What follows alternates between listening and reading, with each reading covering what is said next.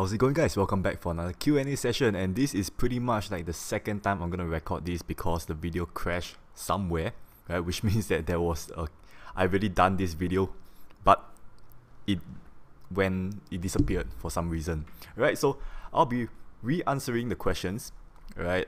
In this month's Q&A, and this video is gonna be out slightly later than usual, right? So without further ado, let's get this Q&A started once again. Alright, so first things first, I want to get some important questions out of the way first. Right, so Zijing asks, as free-to-play people, right, we don't usually have 200 diamond to draw for, let's say, Dual Max Atlantis. So should we skip until we save until 200 or try drawing? Please, poor boy here. Right, so the fact that if you don't have 200 diamonds, right, so it's very unlikely that you're going to draw Atlantis in between the draws, right? So I did try. Right, so I ended up using all 40 draws, right, which is 200 diamonds, and I got the guaranteed Atlantis, right? So in a sense, if you are just have lesser than 200, I suggest don't even bother trying, right? So there's no point, like maybe you have maybe 150 something diamonds, right? Then you end up doing 310 draws, and then after that you end up not getting the Atlantis or the Maya that you want.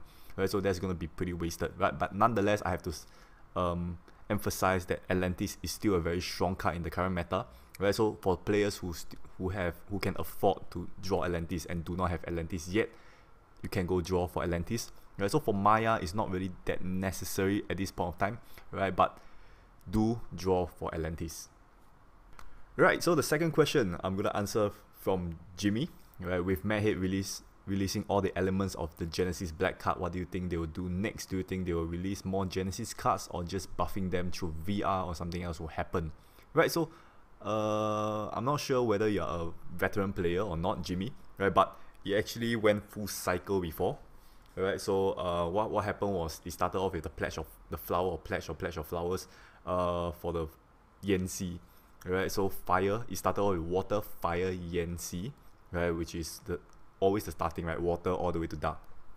After that, they release Tansanzang and Rakshasa at the same time. So that is water, fire, earth, and light. Right. After that, they release Anubis, which is dark. And after that, we went full cycle to Atlantis, water once again. And then after that, fire was Pompeii. Right? Or how did I even forget about that? Right. So Atlantis, Pompeii, and then now we have Mesopotamia, right? So very likely the next Genesis card is probably going to be a light card or dark card, right? Sometimes they might skip one attribute, right? But you see the pattern as the card gets released, right? So what happened for the VR part, right? So Yanxi, the fire, the first ever black card that has been released, right, have gotten a virtual rebirth. Right, so what I've predicted is the next in line is going to be Rakshasa, Iron Fan Princess, as well as Tansanzang, right? But I think they're going to power release Anubis first. They're going to VR Anubis first, right? So this is my prediction, because next patch is going to have this kind of like furry patch, right? So there's a lot of beasts going on, and there's a bit of Egyptian theme going on in that patch, right? So I believe it's about time that Anubis get a VR as well, right? So very likely, or maybe, right, Anubis is gonna get a VR first before Tansanzang and Iron Fan Princess, and next year Chinese New Year comes, and then they're gonna throw us the VR for these two cards, right, which is Tansanzang and Iron Fan Princess. Right, so this is my prediction, right? So to answer your question, right, it has to go full cycle before, right? So most likely next card is gonna be a light attribute black card. Alright, so next question is from Everett, asking number 1, thoughts and predictions on the next PR, VR, AR, and amelioration debuts. Right, so I'm not sure whether I should answer this or not, because he has been out for like so many times already.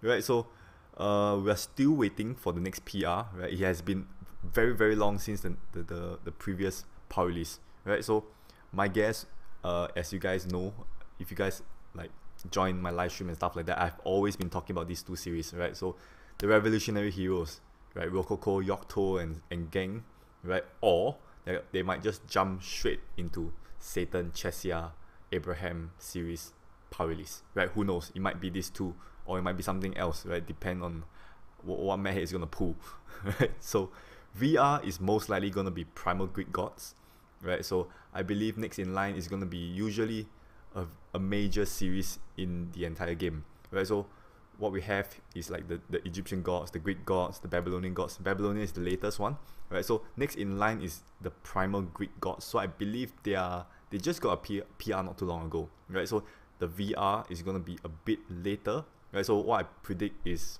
Primal Greek gods, but their VR is not gonna come anytime soon, right? But next in line most likely is gonna be them, right? So for AR, it's always the yokai series, right? I'm not sure whether it's called yokai series, right? Which is Shuten Doji, Yuki Onna, Keijiro, that series, right? So it's usually down the story mode of the Memories Traveler, right? And for amelioration, that is very interesting, right? Because amelioration can pretty much happen to any series out there, right? So it's very hard to tell, right? So this one I'll leave it to your guess, right? So let me know in the comments down below, right? So to answer Everett's second question, is Madhead's is Madhead really going mad, right? It's in their name. Why so many game-breaking collaboration in a row? How do I feel about this? Okay, so first and foremost, it might be game-breaking now. I don't think it's game-breaking in my opinion, right? So if you guys think it's game-breaking now, it's not gonna be game-breaking a few patch later, right? So I can give a very obvious reason, right? So if you take a look at Hunter x Hunter, it's getting lesser and lesser use. I'm not saying that they are weak, right? Gon Killua, all this is still pretty meta, right? But you can see that they are kind of being overshadowed by Yusuke and stuff like that for the time being, right? So it is still relevant, but you can see it's kind of getting lesser and lesser used already, right? And let's not even talk about Kurapika, right? So, and then King of Fighter back then was super broken. Everybody's like, whoa, super, you know, like Kyo and Iori, and then you put Mai in the middle, you do the convert, you don't even have to spin, and then you get a lot of combos because it's combo by its individual attribute, right? Which means that you get more combo compared to Babylonian gods. Like super broken back then.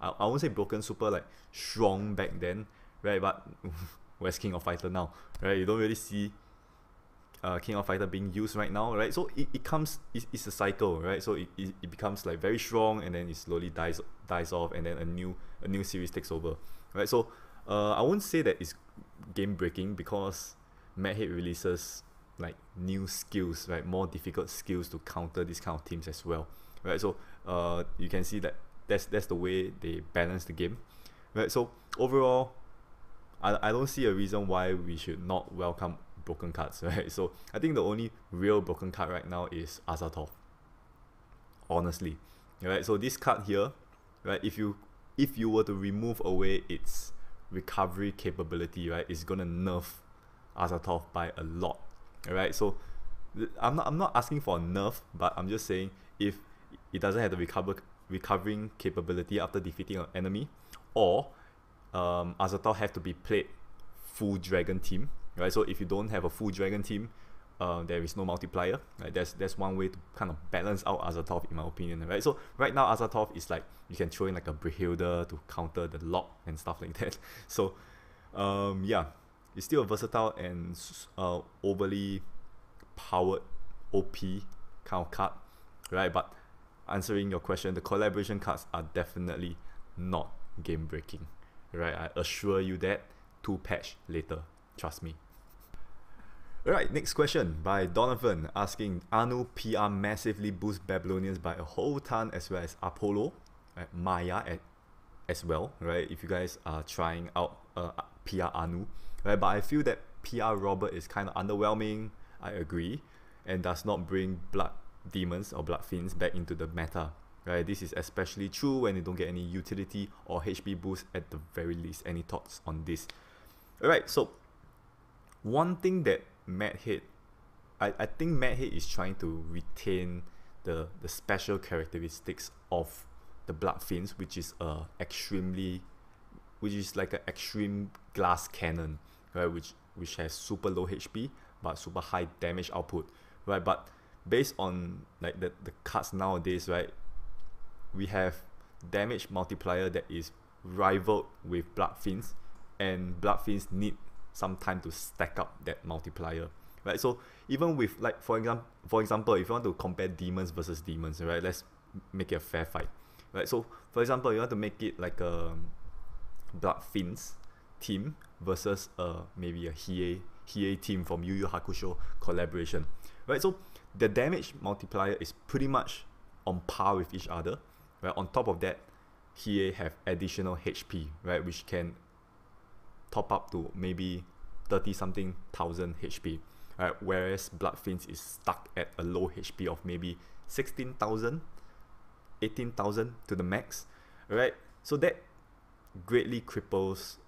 the usage of Blood Fiends, right? So one thing about Blood Fiends is that not only do they have low HP and they need time to charge up, they have very they need a converter, right? If not, you constantly run out of runes, and that's not a good thing, right? Everybody know that's not a good thing, right? So which means that you need to bring one card, right, which wastes one slot for a convert, right? So that is never good, right? So the reason why the demon leader nowadays, right, is always Yusuke, although he's just human, but he transformed his demon, right? So Yusuke, Hiei, and that's about it, right? The rest is like super irrelevant, not played at all, right? You know what I mean? Like Satan, right, maybe waiting for a power release and stuff like that, and Blood Fiends, which is still very weak after the virtual rebirth, and even with the addition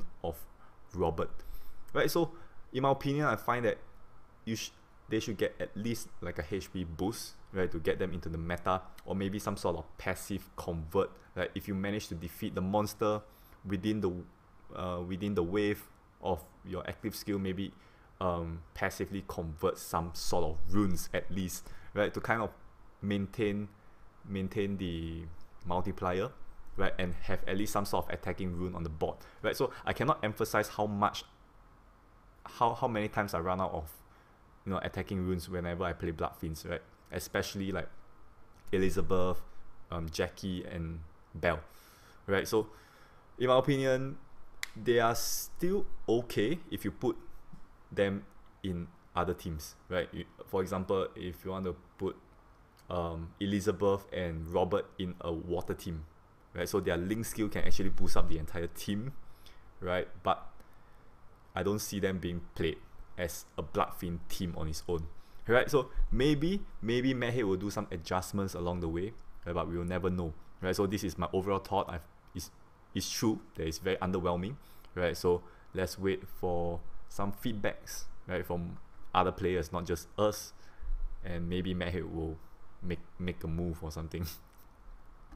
Alright, so I'll be answering the final question of this month's Q&A from Natty. Right, this is what he asked. Do you think do I have any ideas regarding whether the game should or shouldn't implement anything furthermore in the game? Like if there's gonna be a new system, what do you think it could be? Okay, this is a very technical question, right? So new system, I don't see any new system being planned, right? So in my opinion, there is really a lot of things going on in TOS really, right? So every day you log in, there is a certain amount of things you need to do, and by adding a new system, I hope not, it's gonna add more things to the to-do list every day, right? So now every day you're like stuck with your guild missions. You need to play the arena, you need to play maybe like joint operation or Coliseum whenever it's up and active, right, in terms of the event. Yeah, I think most players will suffer a burnout if more things are being added. Yeah, so one thing though that they can actually improve on is the 10 seal. Right, I heard this from many players. Many players are very frustrated with this, right? And then that's got to do with something with the tunestone trading, right? So as we all know, some tunestones, right, they are not of the same drop rate, right? So there is a certain based on the first area, the second area, the third area, whatever you're playing, there is one specific runestones for each area that is super difficult to hunt, right? And let's say a map that drops the tombstones, there is maybe three tombstones that can be obtained in this area, right? They are not 33.3% chance drop rate each, right? There is one that is extremely rare, and that is what frustrates players all around playing this 10 seal, right? So firstly, the 10 seal is not easy to take down, right? So by playing the stage itself is already a pain in the ass, right? And then after that, the tombstone drop rate is by chance, right? So that is not fun for the players, right? So that is actively hunting for like the tombstones to trade in the trade fortress and stuff like that, right? So one thing they can actually do, right, or make like a improvement in the 10 seal, right? So notice how we still get ×2 drop rate, ×2 experience in the 10 seal area, right? So ×2 experience is always good. There's like a lot of EXP for us, right? So I think it's about 4%, 5% EXP for a level 500 plus players, which is quite a lot. Alright, so EXP is always welcome. Right, so in terms of ×2 drop rate, what is it that they are dropping ×2 in that area? Right, I don't understand. Right, so having ×2 drop rate in the 10 seal map basically means nothing at this point of time. Right, so what I would like to see them improve is maybe for the tombstone stages, ×2 drop rate means that every run you at least drop two tombstones maybe, right? So that is gonna greatly assist us in the tombstone trading, right? So even if there is one super rare tombstone, right, at least when we play it during a ×2 drop rate, it kind of double the chance of it appearing instead of just dropping one tombstone still, right? So those of you who are at the 10 seal, you guys will probably understand me and understand most of the players' pain trying to trade for tombstone in the trade fortress. Right, so overall that's all I have in mind. So if you guys still have any more suggestions, you can still leave it down in the comments below, right? So I'll hear you out, right? And then I'll maybe forward your message to Madhead, and maybe they'll hear us out all together. Right, so yeah, let's hope that's the case. Alright, so that will conclude the October Q&A session.